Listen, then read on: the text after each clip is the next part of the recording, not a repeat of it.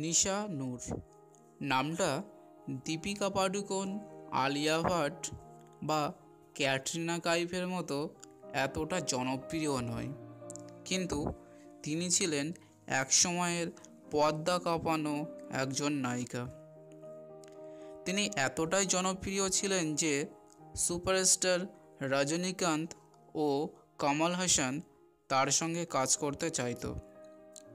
কিছু ছবিতে তাদেরকে একসঙ্গে দেখাও গিয়েছে।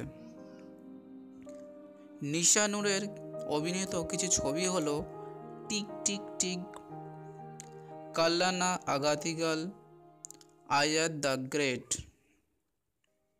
কিন্তু এত জনপ্রিয়তার সত্ত্বেও সে তার প্রাপ্ত সম্মানটুকু পায়নি।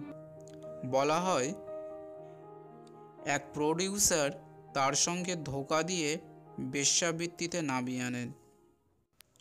আস্তে আস্তে সিনেমা জগৎ তাকে এক কোণে ঠেলে দেয়। যখন তারা অবহেলা করতে থাকে তখন নিশা নূর সিনেমা জগৎ ছেড়ে দেয়।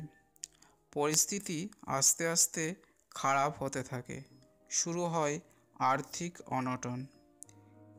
এমন অবস্থায় সে বেশ্যাবৃত্তিকেই বেছে নেয়।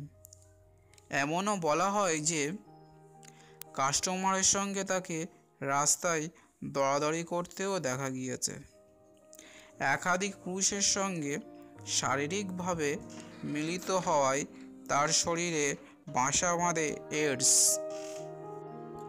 অবশ্য প্রথম দিকে তিনি নিজেও জানতেন না যে তার এইডস হয়েছে।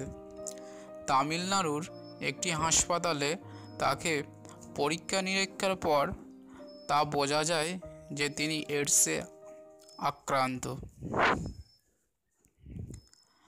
ধীরে ধীরে তার শরীরের এমন অবস্থা হয় যে তাকে দেখলেই মানুষ ভয়ে আঁতকে উঠত।